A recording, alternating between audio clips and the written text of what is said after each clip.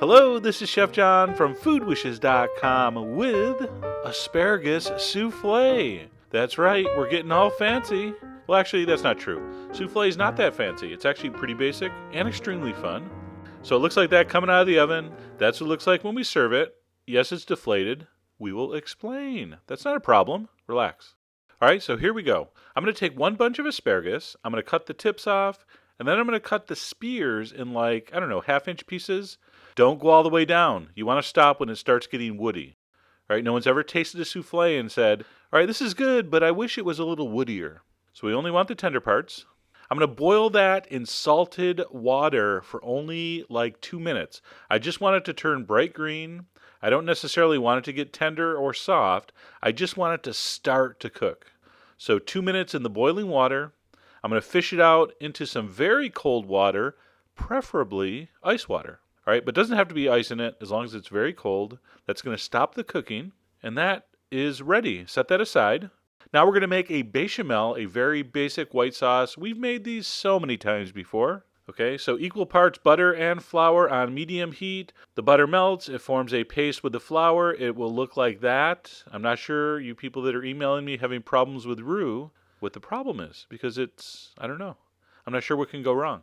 All right, after we cook that for about 2 minutes, I'm going to whisk in 1 cup of ice cold milk. Because we use hot roux and cold milk, we don't get lumps. So whisk that in till smooth, and that will thicken fully as it comes back to a simmer, which is going to take 2 or 3 minutes. At that point, we're basically done. I'm going to season with some salt and some cayenne. I'm going to mix that in. That was some quality editing there. We're going to transfer that into a blender with 1/2 clove raw garlic. I'm going to take my very well-drained asparagus pieces, dump those in, pulse it on and off in the blender until extremely, extremely smooth. I'm going to pour that asparagus and bechamel puree into a mixing bowl. We are going to separate 4 large eggs. I like to do it through my fingers. The whites will run through your fingers into one bowl, and then you reserve the egg yolks and add those to the asparagus puree. All right, so you got that? So 4 yolks go in the asparagus mixture. The 4 whites are in a separate bowl. I'm going to dump in 1/2 cup of finely grated cheese. I'm using Parmesan, but just between you and me, I wish it was white cheddar. I prefer that. But Parmesan's good.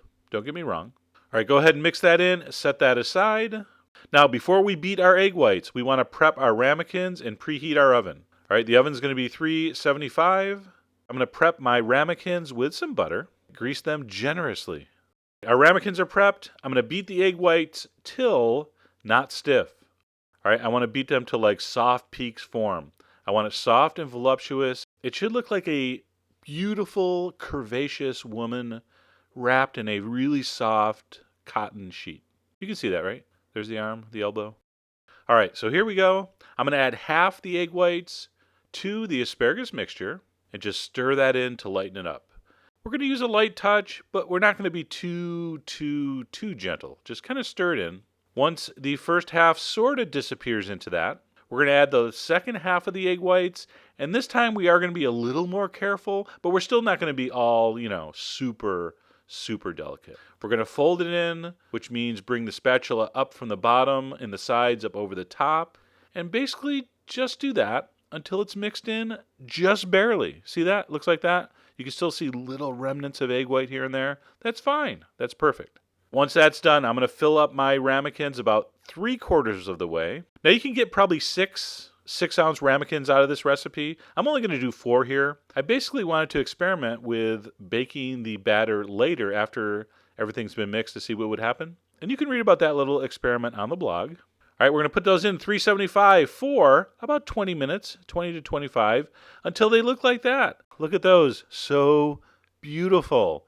By the way, hurry up and look, because they're going to fall any second. That's right. As soon as you take them out, they're going to deflate, and they're going to look like that when you serve it. That's how it's supposed to look. If you want people to see them all puffed up, bring them into the kitchen when you take them out of the oven. But that's not how you're supposed to serve them. If you serve it like that right out of the oven, way too hot to taste, and it's going to deflate anyway. So don't even bother. All right, so let me dig into this. Soft, supple, foamy, just pure asparagus flavor. So delicious. Anyway, there you go. Asparagus souffle. I felt like doing something, I don't know, a little on the fancy end. Not really very fancy when you come down to it. Just beautiful, fresh green vegetable puree, a little bit of white sauce, a little bit of cheese, and then, of course, the magic of the egg foam. Anyway, I hope you give this a try. All the ingredients are on the site, as usual. And as always, enjoy.